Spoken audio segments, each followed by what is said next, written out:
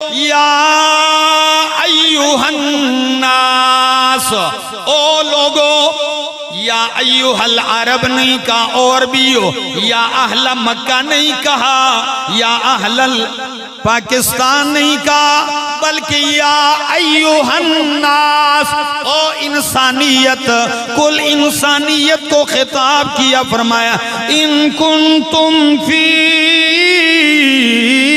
ریب من البعث، اگر تم قیامت والے دن دوبارہ جی اٹھنے میں شک کرتے ہو، کس میں ہو؟ تمہیں شک ہے قیامت میں جب لوگ یہ سارے مر جائیں گے، مٹی میں مٹی ہو گئے، بموں سے اڑ گئے، مچھلیاں کھا گئی ہیں، پرندے انہیں نوچ ڈالا، آگ میں جل گئے، کیا یہ لوگ زندہ ہو جائیں گے؟ کیسے ہوں گے؟ ان کنتم فی ریب من البعث، اگر تمہیں جی اٹھنے میں شک ہے تو آؤ دلیل تو سنو، کیوں شک کرتے ہو؟ تمہیں شک کیوں ہوتا ہے؟ فرمایا فَإِنَّا خَلَقْنَاكُم مِّن تُرَابٍ، میں نے کہا ذرا انسان کی وجود سے استدلال قیامت کے دن جی اٹھنے پر، اور اگر آپ ساتھ دیں گے تو انشاءاللہ میرے لیے آسانی ہوگی، مضمون میں تھوڑا سا مشکل لے چلا ہوں لیکن انشاءاللہ توڑ لگاتے ہیں۔ فرمایا اگر تمہیں قیامت والے دن شک ہے تو شک نہیں ہونا چاہیے، کیوں؟ فَإِنَّا خَلَقْنَاكُم مِّن تُرَابٍ، پس بے شک ہم نے تمہیں مٹی سے، گارے سے پیدا کیا ہے۔ میں آیت پورا کرنے سے پہلے استدلال کر دیتا ہوں، پھر آیت پہ آؤں گا، لطف آئے گا، ٹھیک ہے؟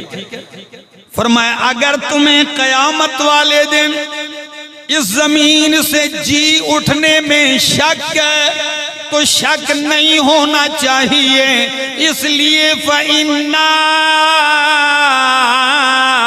خَلَقْنَاكُم مِّن تُرَابٍ، ہم نے تمہیں مٹی سے پیدا کیا، جس مالک نے پہلی مرتبہ مٹی سے پیدا کیا اور کچھ کوئی مشکل پیش نہیں آئی، تو پیدا کرنے کے بعد مار کے مٹی میں ملانے کے بعد قیامت والے دن مٹی سے دوبارہ پیدا کرنا کیا مشکل ہے؟ استدلال سمجھ میں آیا؟ فَإِنَّا خَلَقْنَاكُم مِّن تُرَابٍ، بس بے شک ہم نے تمہیں پیدا کیا مٹی سے۔ اب مٹی سے پیدا کون ہوئے؟ آدم علیہ السلام۔ کون؟ باقی انسانیت کا سلسلہ کیا ہے؟ قرآن کے اعجاز، فصاحت اور بلاغت اور جامعیت پہ قربان۔ ایک آیت ہے اور انسان کی تخلیق کی ابتدا سے لے کر زندگی، موت، مرنے کے بعد قیامت تک جی اٹھنے کے 7 مراحل ذکر کر دیے۔ کتنے مراحل؟ گھروں میں جانا، میرے دوستوں میں اکثر تقریر کرتا ہوں، قرآن کی آیتیں کھول کھول کے آیت نمبر پارہ بتاتا ہوں، اس کا مقصد کیا ہوتا ہے اتنا تکلیف کرنے کا؟ تاکہ میرا دوست، میرا سننے والا، او میرے جگر کے ٹکڑے، تاکہ تو غور کرے، گھر میں قرآن کھولے اور اس آیت کو نکال کر دیکھے کہ کیا واقعی ہے ایسا کہ نہیں۔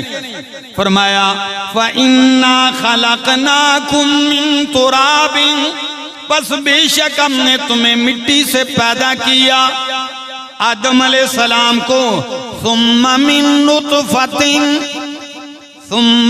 نُطْفَةٍ، پھر آدم علیہ السلام کی باقی نسل اور اولاد کو ایک قطرہ پانی سے پیدا کیا، پھر اس پانی کے قطرے کو فرمایا ثُمَّ مِنْ عَلَقَةٍ، پھر جمے ہوئے خون سے پیدا کیا، ثُمَّ مِن مُضْغَةٍ، پھر ہم نے پیدا کیا مِن مُضْغَةٍ، گوشت کے ٹکڑے سے، بوٹی سے، مُخَلَّقَةٍ وغیر مُخَلَّقَةٍ، صورت دی ہوئی بوٹی، وغیر مخلقت، اور صورت نہ بنائی ہوئی بوٹی۔ کیا مطلب ہے ہری پور والو؟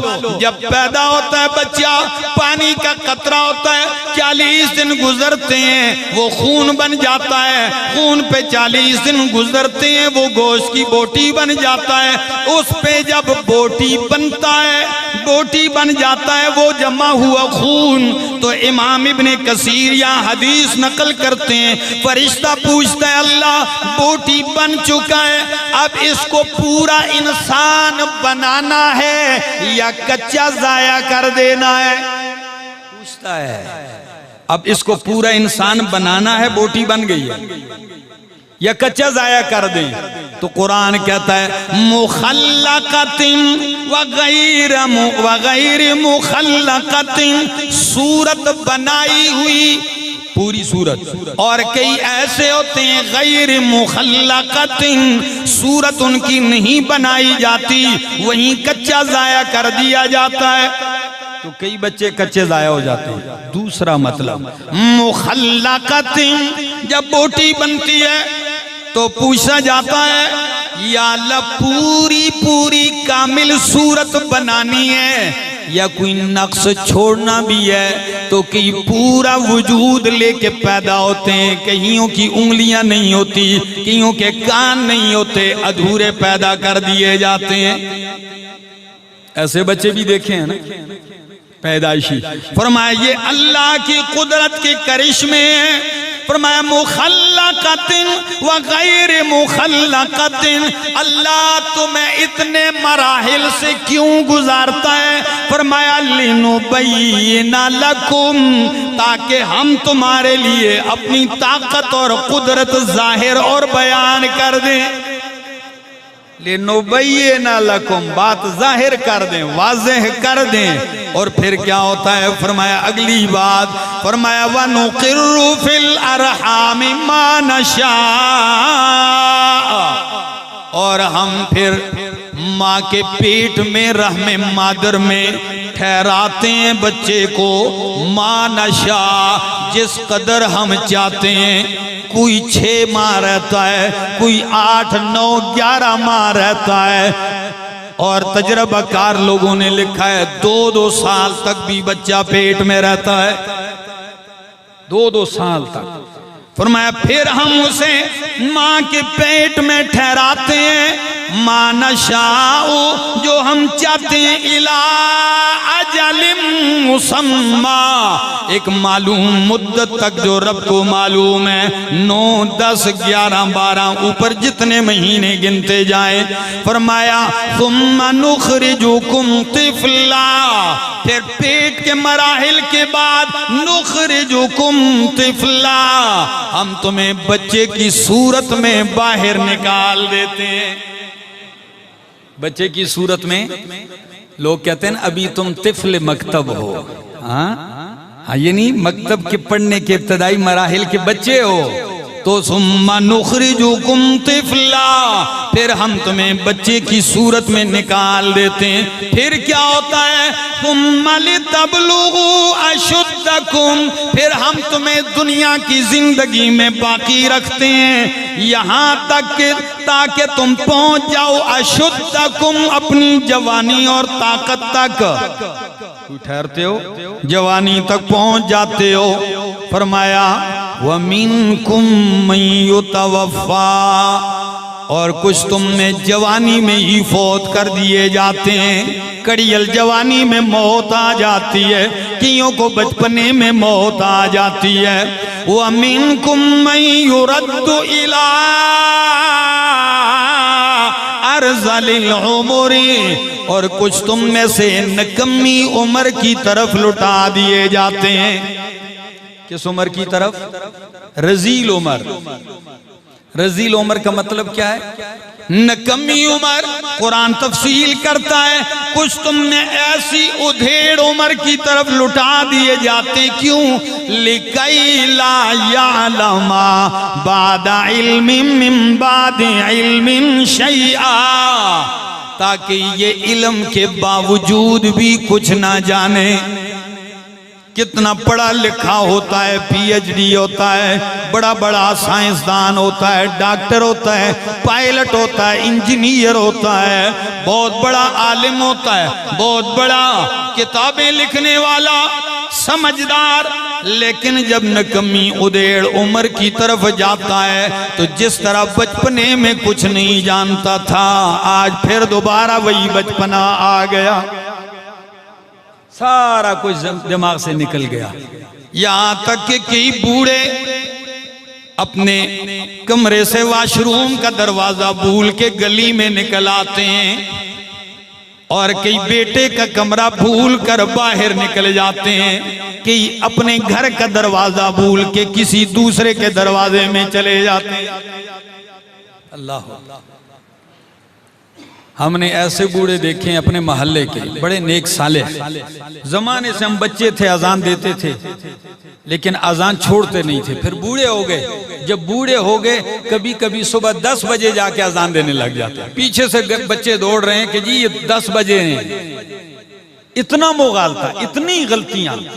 لِكَيْ لَا يَعْلَمَ مِن بَعْدِ عِلْمٍ شَيْئًا، اتنے مراحل آگے فرمایا، بیچ میں ایک دم دوسری مثال بھی دے دی، فرمایا وَتَرَى الْأَرْضَ حَامِدَةً، تو دیکھتا ہے زمین کو حامدتاً، خشک، کیسے دبی ہوئی خشک ہوتی ہے، فَإِذَا أَنزَلْنَا عَلَيْهَا الْمَاءَ، بس جب ہم اس پہ پانی بارش برساتے ہیں تو اہتزت، حرکت کرتی ہے، وربت، اور ابھر آتی ہے، اٹھ آتی ہے، وَأَنبَتَتْ مِن كُلِّ زَوْجٍ بَهِيجٍ، اور ہر قسم کے بارونق جوڑے اگاتی ہے، پھل اور پھول اگاتی ہے۔ ذَلِكَ بِأَنَّ اللَّهَ هُوَ الْحَقُّ، یہ سارا کچھ اس لیے بیان کیا تاکہ تم یقین کر جاؤ کہ بِأَنَّ اللَّهَ هُوَ الحق، کہ اللہ حق ہے۔ یہ سارا اس لیے بیان کیا کہ یقین کر جاؤ کہ اللہ حق ہے، وَأَنَّهُ يُحْيِي الْمَوْتَى، اور تاکہ تم یقین کر جاؤ کہ وہ زندہ کرے گا مردوں کو۔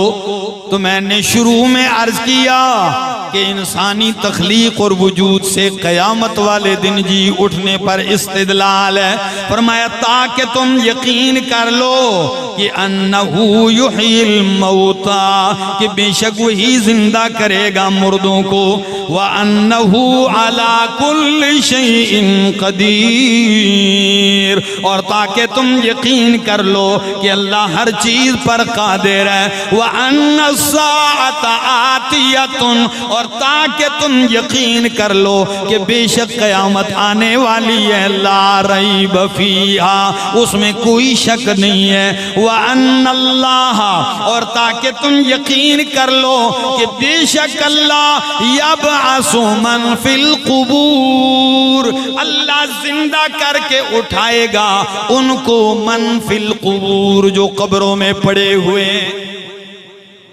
اللہ اکبر، کیا استدلال ہے کہ جو مٹی سے اتنا عظیم انسان بنا سکتا ہے، جو ایک قطرے کو خون بنا سکتا ہے پانی کو، پھر خون کو لوتھڑا بوٹی بنا سکتا ہے، پھر اس بوٹی میں ہڈیاں پیدا کر سکتا ہے، پھر ان ہڈیوں سے اور گوشت سے خوبصورت وجود تیار کر سکتا ہے، اور پھر اس سے بچہ ایک کامل انسان بنا کے پیدا کر سکتا ہے، تو مار دینے کے بعد قیامت والے دن زندہ بھی کر سکتا ہے۔